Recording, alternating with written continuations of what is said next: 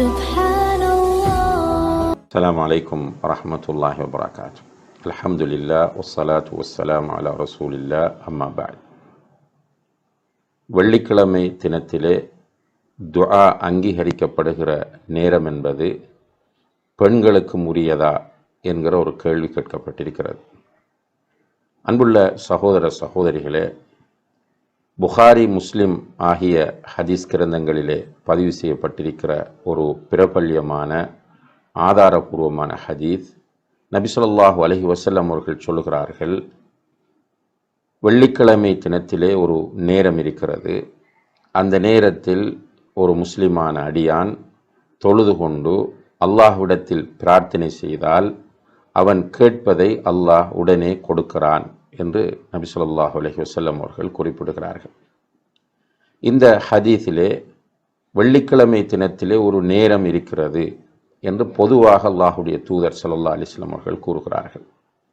இதை அடிப்படையாக வைத்து அந்த நேரம் எது என்பதை வரையறை செய்வதிலே உலமாக்கள் பல்வேறு கருத்துக்களை முன்வைக்கிறார்கள்.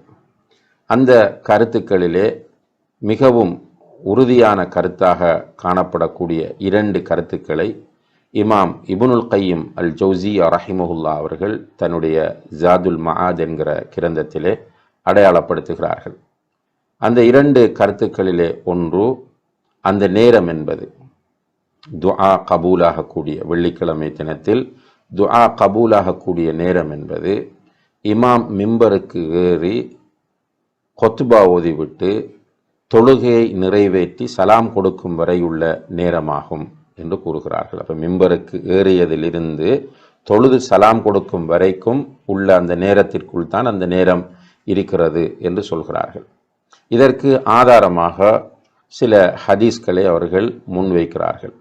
குறிப்பாக சஹீஹ் முஸ்லிமிலே பதிவு செய்யப்பட்டிருக்கிற அபு புர்தா ரலியல்லாஹு அன்ஹு அவர்கள் அறிவிக்கிற ஒரு செய்தி, அதிலே வருகிறது, ரசூல் ஸல்லல்லாஹு அலைஹி வஸல்லம் அவர்களிடத்திலே அந்த நேரம் பற்றி கேட்கப்பட்ட போது அல்லாஹுடைய தூதர் சொன்னார்கள், ஹிய மா பைன அன் யஜ்லிஸல் இமாமு இலா அன் துக்தா ஸலா, இமாம் மிம்பருக்கு ஏறி உட்கார்ந்ததிலிருந்து தொழுகையிலே சலாம் கொடுத்து தொழுகையை முடிக்கிற வரை உள்ள நேரமாகும் என்று சொன்னார்கள் என்று வருகிறது.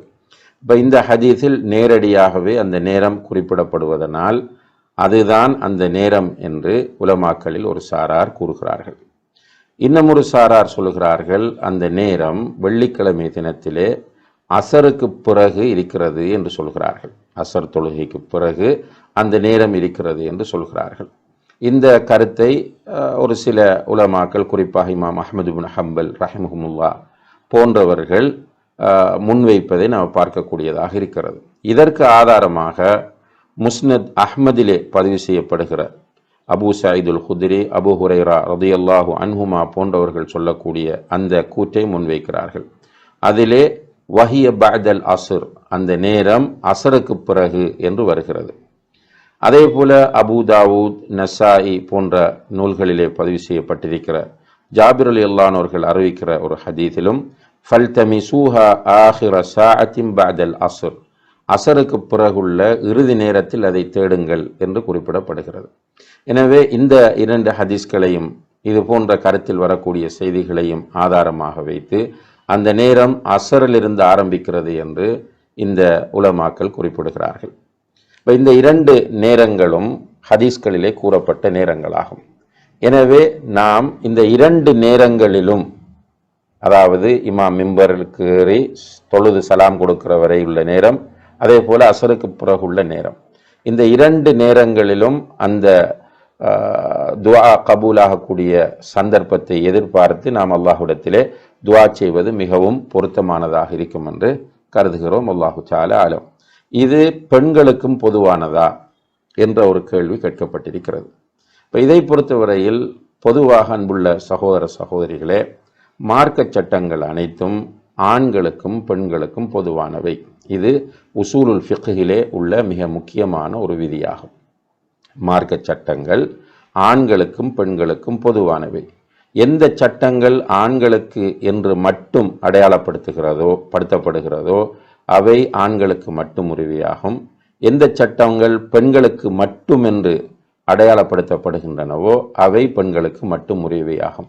இப்படி இது ஆண்களுக்கு இது பெண்களுக்கு என்று பிரிக்கப்படாமல் பொதுவாக ஒரு சட்டம் சொல்லப்படுமாக இருந்தால் அது ஆண்களுக்கும் பெண்களுக்கும் பொதுவானது என்பது உலமாக்களால் ஏற்றுக்கொள்ளப்பட்ட ஒரு பொதுவான விதி என்பதை நாம் கவனத்திலே கொள்ள வேண்டும். அந்த அடிப்படையிலே இந்த நேரமும் ஆண்களுக்கும் பெண்களுக்கும் பொதுவானது தான்.